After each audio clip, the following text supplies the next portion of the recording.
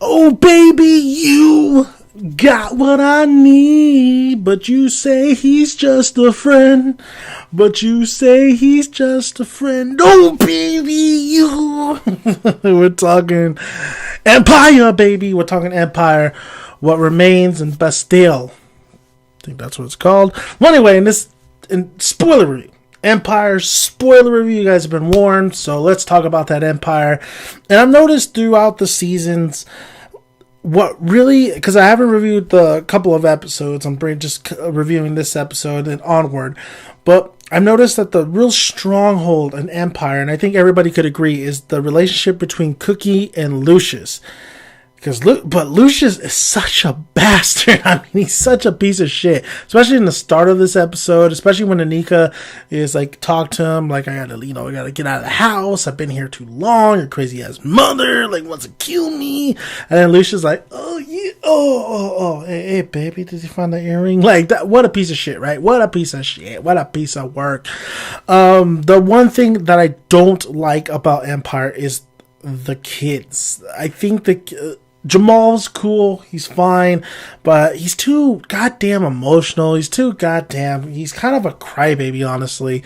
Hakeem is the biggest spoiled piece of shit there is in this series. He is my least favorite character. Even Lucious at the end of this episode, when he brings Andre, Hakeem, and Jamal to where him and Andre used to grow up. I mean, Hakeem was a kid, like a little baby, when where they used to live in the ghetto. And he just straight out says it like, yeah, you bitch, I made you soft. You ain't lions no more. I made you soft. And then throughout this episode, we just had Hakeem just being a big baby because Tatiana is with this other rapper, and she's like kissing him on stage. So Hakeem's trying to make a diss track. And the one thing I don't like about this season of Empire is the music. The music's not that great. The music is whatever. I think the one piece of music in this episode that was pretty good was Jamal and Mariah Carey. Why the fuck do they call her Kitty in Empire? Like, they say names after names after names. I mean, they already established that there's rappers in the game. Like, Tupac's fucking mural is in the background. Like, why do you need to call her Kitty? Why don't you just call her fucking Mariah Carey? And then Exhibit getting his Dr. Dre on. He's just call him Exhibit. I bet you he's like that in real life anyway. Nah, Exhibit's okay, right? No. So he almost fucked up his sister, and Hakeem wasn't. I was like, Hakeem was like, dude, that's a female. Went the Ice Cube route. Get him. Come on, Craig. I can't wait for next Friday, actually. So yeah, this episode was okay compared to the last couple of episodes. We had Andre's situation, especially with, the Black Lives Matter, about the cops, and they're dealing with that whole thing, because that's a big issue now in the world and stuff, where in my 2 cents, it's like, I can't really put my 2 cents into this, because I live in an area where there is a lot of different kind of races here, and not racist, like racist, there's different kind of, there's different, just overall, we have, black people, we have Mexican people, we have white people. I mean, but I live in Santa Maria, California, and it is, people say, oh, this is the most violent area and stuff. I lived here mostly all my life, and there's really no, not, if you only find trouble if you're asking for trouble. Like, you really got to ask for trouble here, or you got to live in, just like any other place, there's there's the ghetto. Like Tupac said, even like, I think when Bruce Lee and like Enter the Dragon, when you watch Enter the Dragon, and anywhere you go, there always is going to be a ghetto. But I take it from Tupac's words, where it is interesting how he talks about gangs. Like, everybody runs off gangs. The police is a gang.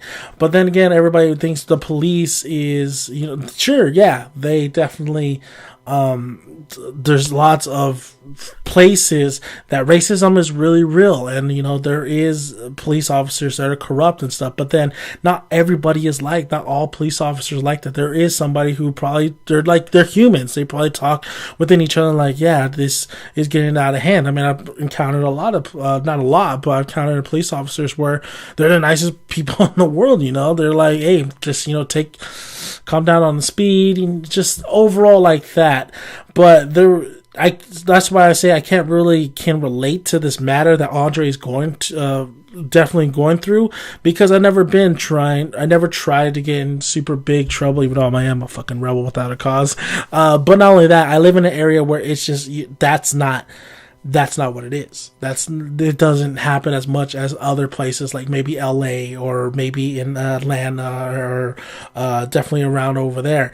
It just doesn't happen in my area. My area is just a quiet little kind of town and just kind of boring as shit. So Andre's what he's going through, like, I get it. I definitely get that aspect of it, and like what happens out in the world, because like I said, I'm a big Tupac fan, and what Tupac really conveyed and what he really said is really still relevant after all these years today, especially with the violence that's going on in the streets, especially with a lot of things that's going on. So with Andre's situation and the system and all that stuff, and another thing with because you know the system's all fucked up, and I really learned that from Making a Murderer. Even though his first trial, like, the system is just so fucking fucked up, like bad. So Andre's in a bad situation where Lucious says, "Hey, I could have got Tasty on that. You would have done. You would have been done, man. You would have been scot free." I guess you guys don't remember your black. Like, Lucious is crazy, man. Lucious is a crazy guy.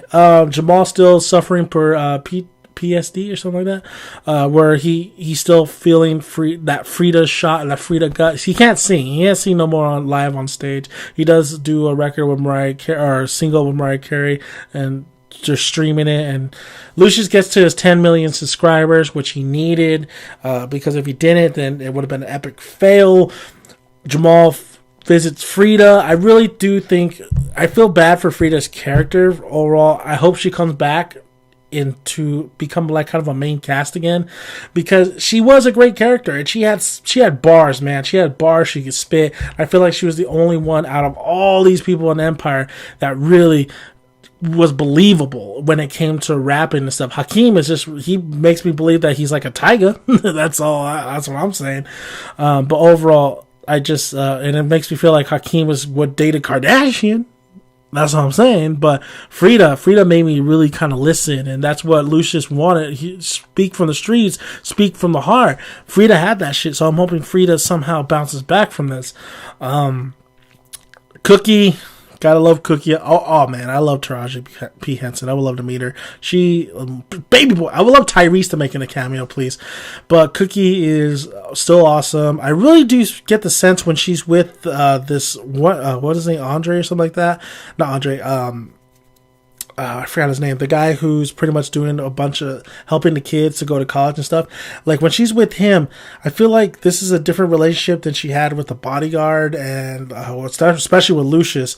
I know we had a little bit more of how Lucious and Cookie met, but when she's with this guy, she just feels more calm, at ease, and she feels like a different kind of character when she's definitely with this guy than Lucious. And I like that. I like that that's going on in this season. I think this is I like that. I like overall what's happening here, because then there's Lucious jealous, but also I feel for Lucious and how he feels for Cookie. Like, this is destiny, but Lucious makes so many damn mistakes and such an evil guy that it's hard for, as much as you really like Cookie and Lucious, you see that relationship and you say, it's lovely. It has very great moments, but yeah, it's poison and it's slowly killing them. And I think Cookie realizes that. And I think it's an interesting where they're taking this. We didn't see it that much in this episode. We did see him lean for a kiss, but it didn't work.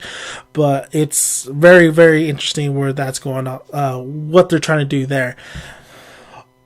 Portia, my girl Portia, man. Portia is just not getting the love out of this character. I forgot Portia was still in this damn thing.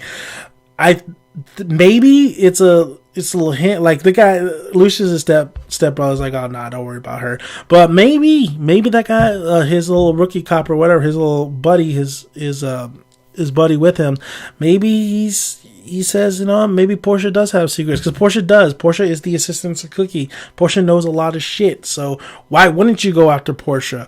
I mean, she's a ride or die kind of chick, but why wouldn't you go after Portia? Just Anika getting the one-ups on Lucious, or not the one-ups on Lucious. I thought she had something to do with that 10 million subscribers, so I thought she was gonna like say, "Oh yeah, I did this. Now I get some of this." But no, it's really her just telling them how it is. Like, you need me more than I need you, and I'm ready to go down with you if you do not meet my demands, basically. So that was pretty cool. Anika still looks hot. Oh god, Anika looks fine, but. This episode was not too bad. It really did focus on a lot of Jamal and the Black album and how it's still being released, and there's still a lot of just drama. Like, so it's not too much of a soap opera drama. It's almost there, but it seems to just pull itself back to make it like, oh, we're not there. We're not ever going to be right there, but get to that point, but we're right here. But so it doesn't come off as cheesy and corny. It brings it back just a little bit for us to stay with it, and it's just like, oh, come on, really? There is some moments here and there. I mean, I knew Andre's wife was going to die in the beginning of this episode, because they would not kill Anika with the baby. It's just, if Walking Dead can't do it, why would Empire do it, right? So it's this season is, so far, I think all the other episodes were actually, I feel like all the other episodes so far were better than this episode. I felt this episode was okay. I don't think there was overly amazing, but I felt like this episode was more of to be continued type of scenario, and but I still enjoyed the episode, and I'm still enjoying Empire, which is kind of crazy because I thought this was going to just go off the rails this season, but honestly, I'm still enjoying Empire. It's still entertaining. The characters, other than the kids, I think what really brings us together is Cookie and Lucious, and especially Lucious and his devious plans and stuff. The mom is amazing. The mom is actually the same chick from Deadpool, Al, the blind lady. So I think that's pretty awesome little trivia for you. So she plays Al from Deadpool, so that's funny. So overall, I mean, this episode was not too bad. It was okay. I'm looking forward to the next episode. Looking forward to see what happens to Andre's situation. And Jamal seems to be okay when he's popping pills. Hakeem, I don't think I'm ever gonna like Hakeem. He's still a little bit like a little bitch. If he dies, then it'll actually be a crazy episode, but we'll see how it goes. So thank you guys for listening. I'm Dan the Man. You can find more of my Empire reviews on my channel, Dan the Man Reviews. Like the video if you like it, comment below. Love to hear your guys' thoughts, and I will see you guys next week for another episode or review of Empire. See you guys later.